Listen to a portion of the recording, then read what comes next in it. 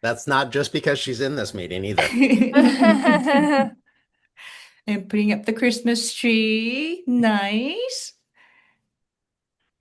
I just hope those moments really brought you some pure joy and a moment to reflect and just really smile because the next few weeks gonna be pretty rough, right? So I just so appreciate just really reflecting on what really fills our cup. So thank you. Seeing happiness on my father-in-law's face. Oh, sitting in some quiet. Yes, that sounds glorious. Just glorious. Well, let's get going, Amy. Thank you for being my driver of this slide deck.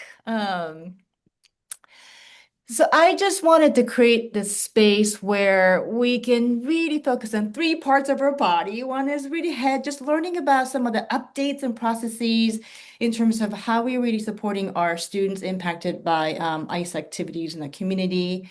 In the heart, I just want us to be able to connect with one another. Because again, we as helping professionals, we know it's the relationship, it's the connection. It's really just doing this, hey, how are you doing? Checking in with one another. That's what really matters, right? So I wanted us to be able to have that space today. And also for us to be ready to be able to just again support our kids, the thing that we do every single day. So thank you. So those are like learning targets, so to speak. And I wanted to officially thank my co-pilots, Amy and Tanya. I was telling Amy, I haven't done Zoom meetings like in ages. I'm like, wait, what? How do I do this? So thank you so much for all your help. It truly takes a village to do this work together. So thank you. Um, I'm not going to go through all of the slide deck. You'll have access to it. You have a link in the chat, and I'll send this to everybody after we're done as well, along with the recording link. We have updated some information on the intranet, so I just wanted you to have access to that. Particularly, I wanted to call out three things: communication protocol and urgent response to family separation and protecting your family guide. It's the video and the training for families that we created so that we can use with our students and families when we need to. And we also have public facing the BHD website. We have also updated information where our family members can access as well. And I just wanted to talk real quickly about Flex Online School option at the end, and also about this opportunity that we have where we can train ourselves to be a notary public in our schools. So those are the things I wanted to just highlight today. And like I said, I'm not going to go through it, but so when you go to intranet, you just go to Office of Equity and Inclusion. And when you go to that, you click a tile that says Immigrant and Refugee Resources. And that's where we are saving all of our resources. So if you have just a moment after we're done, just to kind of check this out. And if you feel like, oh, something is missing, please do let us know. Tatiana is updating this website constantly. So, because again, we want to make sure that we have resources that you need so that you can support our students. So, okay. And this is also on the internet as well. Again, just so that you know what the protocols are in case, just in case I shows up to school or any um, outside agents come to our building. So we do have a protocol. And again, principals have been given this information at the beginning of the school year, and we went through this again last month. We constantly do talk to our building leaders, but it's like information overload, right? So that's why we wanted to have one place where people know where to go. Because there's no way we can retain all the information coming your way, right? But I just wanted you to know where to access those resources. Okay. And this is a protocol. It's more of a communication protocol that we wanted to share with everybody. I don't know how many of you had a chance to do the vector training because it's not required, but it is definitely highly encouraged for you to take a look at it. This was included in the training as well. In case there is a report of ICE activity on or near your school campus, um, This is the protocol that we use. What I want us to take away from this is that we want you to definitely talk to your building administrators as soon as you're aware of something. Again, they're the ones in charge of your school, so they need to be notified right away. So that's the main key takeaway. If you hear anything, if you confirm anything, again, talk to your building principal. And if they're not in the building, somebody in the office will know how to get a hold of your building principal or assistant principal. So please remember to do that. Contact your school administrator. Okay. But I wanted to spend a little bit of time um, talking about our role as helping professionals as to how we respond to a situation where student might be separated from their family members. And some of us have unfortunately experienced something like this in case of parents being, going to the hospital or for a variety of reasons, right? And even though we may have experienced supporting students in this situation, the context is different now. And that's why we wanted to have this document where you can go through like kind of step by step as to what is it that we need to do. And in fact, if we could, Amy, do you mind clicking that guidance for staff link?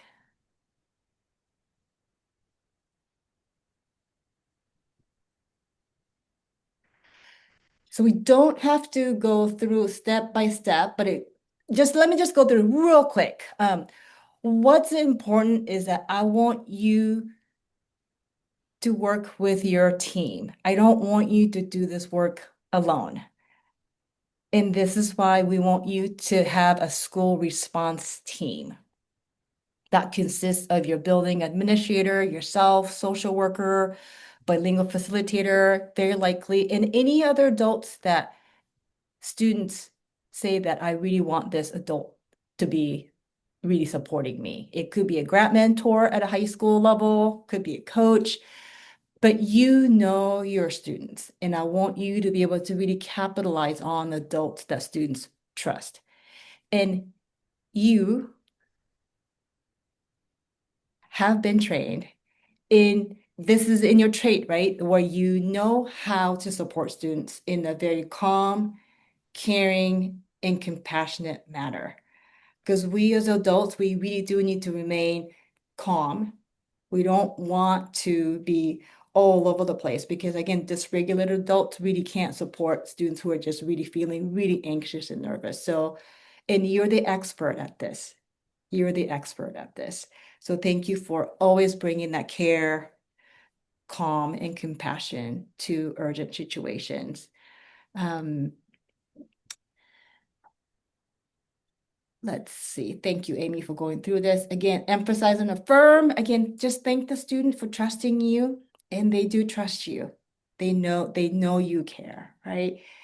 And assemble your team. Let your administrator know. So, hey, we really need to deal with a situation that's come up. So, contact your admin, assemble your school team, and access the information you find in Synergy. Find out who the student is living with and try to find emergency contact person.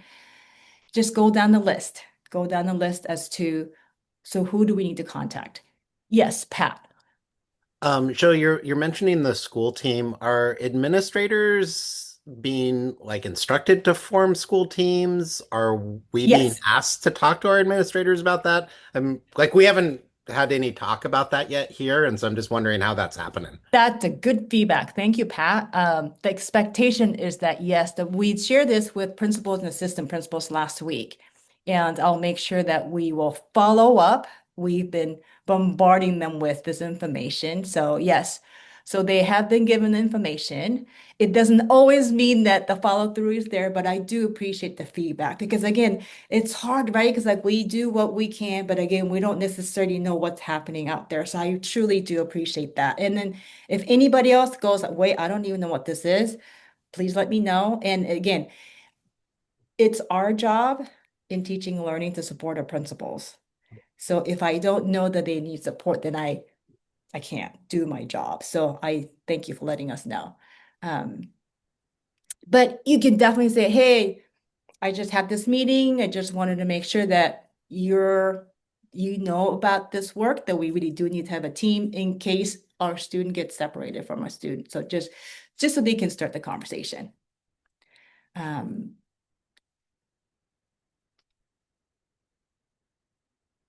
but what's really important as you assemble a team, again, know that you're not alone, right? Some of you are really good about connecting directly with the student or really trying to connect with the parent or an emergency contact, just going through the list of what needs to get done and making sure that you get to support the teachers as well.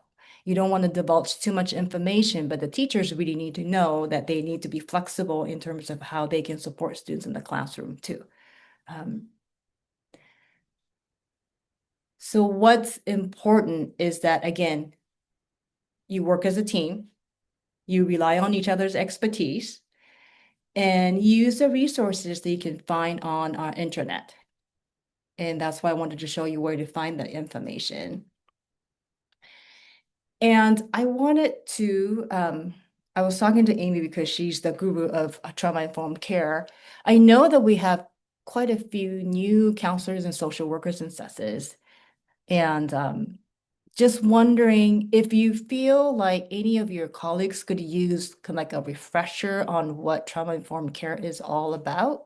Um, we we will definitely offer the support. And I'm volunteering Amy because she's the expert on this. We'll figure out a best way to really support helping professionals.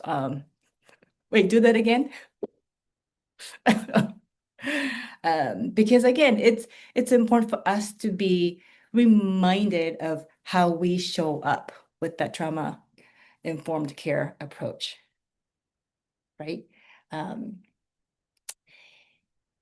let's see, will you go to the next one, Amy? Thank you. Um, I think a good point to just adding to what Sho said about the principals, Pat, you had mentioned like not sure if your principal was aware yet. I think it was, recently, within the last month, it's been pushed out to them. And so I think, since we're front, our types of roles, school support roles are front and center in a lot of this work. mhm. I think it was kind of like parallel to, when the principals and administrators were also being informed. So I think it's, we're bridging that and coming together. And so I like that Show said, just make sure you check in with your administrator about if they've heard and if they have the information and work together. Mhm. Thanks, And Show. again, I liked that. remember that you are the expert on this. Some administrators may be really uncomfortable talking about feelings, and that's real. I've been so lucky to be on admin teams where all of us were totally okay talking about feelings. We would even cry often in our admin team meetings. But I know that's not the norm, and that's where you shine, right? That's where you come in because you know how to navigate emotions, big feelings, and helping students really just navigate through that. So again, thanks for being you. And Amy or Tanya, if you could just share that link to the Q&A document, if any of you having any questions about the the protocol or just any questions in general, please use, oh, I can do that. I already shared it. But let me know if you Awesome. don't Oh, see up it. there, it's running Mhm. the family It's up kind of separation towards the plan. top. Just scroll up. Everybody, I think, was in here except for Anna at the time, so I'll Awesome. share it again. Okay. So thank Uh, you. So if you have any questions, and we are soliciting questions from other employee groups as well. So we want to make sure that we are able to provide answers to what you might be wondering. And one thing I wanted to share with you is that Flex Online School is an option if students say that they want to attend online school for time being. The best way to make this happen is for counselors to help students fill out an administrative transfer form. Again, don't push the agenda. If they come up to you and say, this is what I want to explore, then definitely let them know this is an option for them. And they don't have to write an essay. All they have to put down is community safety concerns as a reason for transfer request, and they will go from there. And IT also does have over like 800 hotspots. We don't anticipate that many, I hope, but IT does have hotspots if students need access to them as well. So I did add a link to Flex Online Schools admin transfer form information if you want to take a look at that after we're done here. So Another can I thing, just add something from the absolutely, please. MLD meeting? So I happened to be yesterday at the Family Liaison MLD staff meeting, and they shared this information with their staff. And when they got to this part about Flex, it was really interesting. The administrator sort of talked about that the data they have from the populations they work with, that online learning has not been super successful.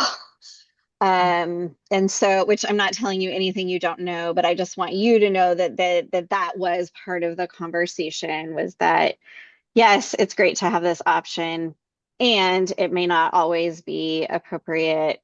So we're going to have to get pretty creative, I think, for some of these families. But just wanted to kind of also note that that they were aware of that, and that the MLD liaisons were all the liaisons got this information, for most of them for the first time yesterday. Thanks, Shel. No, thank you. This is something new. We want to make sure that as families develop emergency plans, that they have access to Notary Public.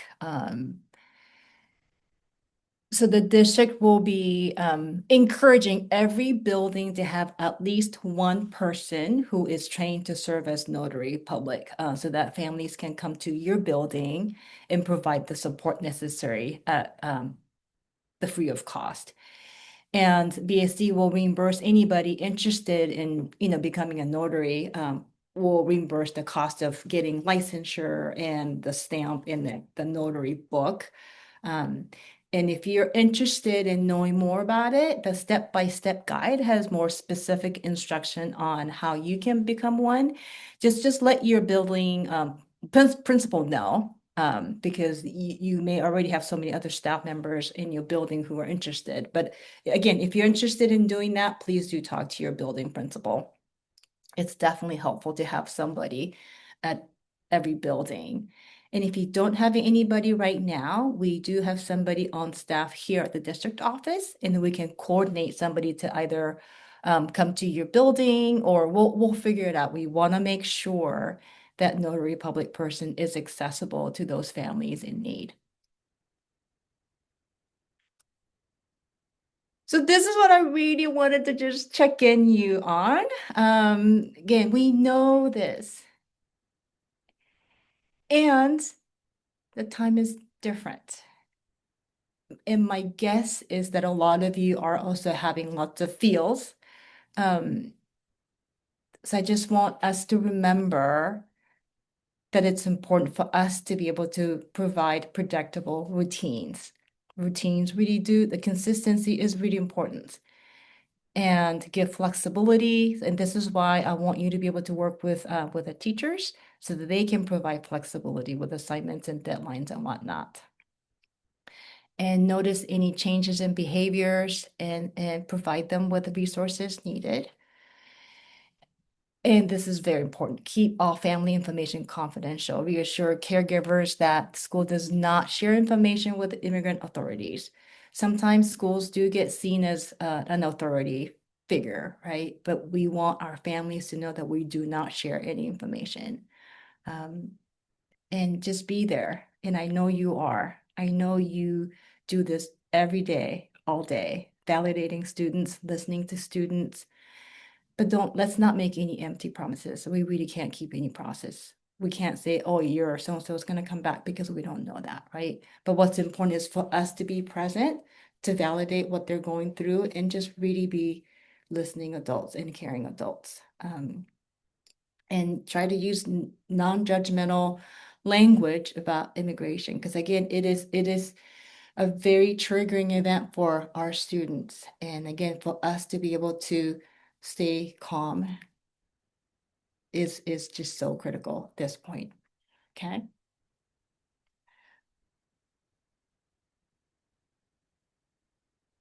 And I'm curious to know what is happening, if anything, what may be happening in your own building to support students and families impacted by what's happening in the community. If you have any specific examples you're willing to share with us, would love to see that in the chat. Like I will share my neighbors. It's not necessarily a school, but my neighbors are.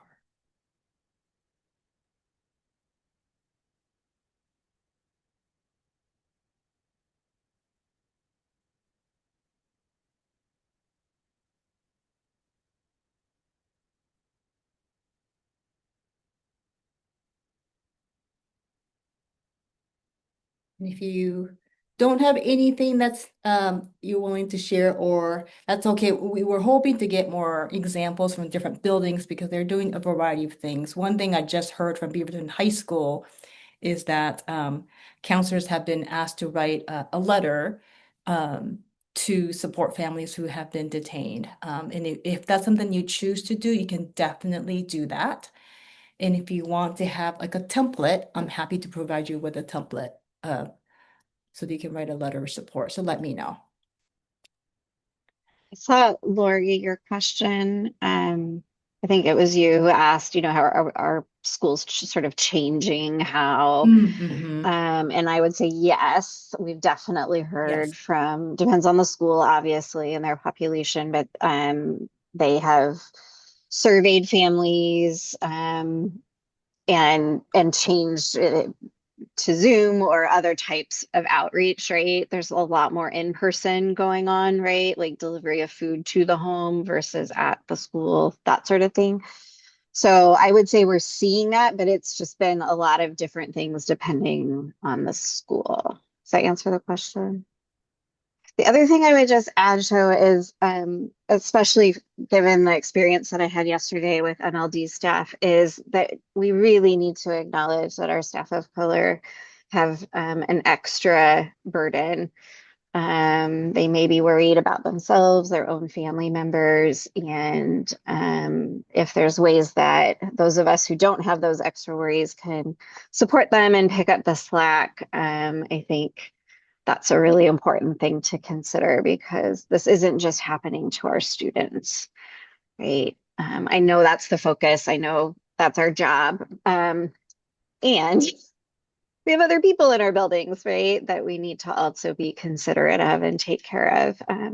So just putting in a plug for them as well. No, thanks for the reminder. Because this really is impacting our entire community. And thank you for leaning in with them, for them, together with them. And as we are in this helping profession, again, it's in our nature, it's in our really DNA to want to care for others, right? And the love you pour out to others, I want you to be able to do that for yourself, especially now. I want you to be able to really focus on self-care. So as you do this work, as you show up every day, I want you to be able to pause and reflect on those questions. How am I doing? And what support do I need? And who can I talk to? Who can I rely on for help and consultation? So I really do have that you have your go-to person because it's so important that you are with somebody, right? So I really want you to really think about that one person that you can rely on. And I hope you can picture that person right now in your head. And pay attention to the emotions that's coming up for yourself and ask yourself, so how do I stay grounded and at the same time maintain boundaries, right? It's a tough balance. It's a tough balance. And I want you to be able to, again, just really think about how you do that work for yourself. So again, I know we went through this real quick. Do you have any questions, wonderings? And thanks, Amy, for recording this. Like I said, we'll be sharing this with the other folks as well. Oh God, the thought of just like people hearing my voice is like, oh my gosh, that's okay. Um,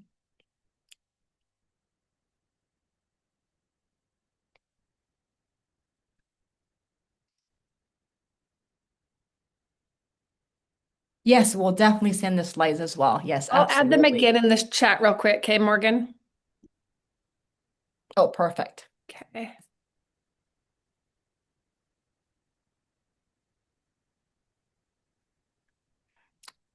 And I'm so grateful, Lauren and Mike, you were together. I know you're your go-to people for each other. So I appreciate you just having that connection already.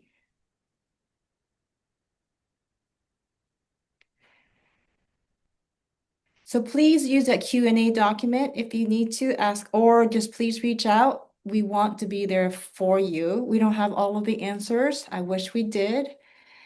And I wish we could make this go away, but we can't kid ourselves. But what's consistent is that we do have each other and we can rely on each other, knowing that we're not perfect. So thank you. Thank you for just being you. And I appreciate all of you. And thanks, Amy and Tanya, for being my co-pilots. You're welcome.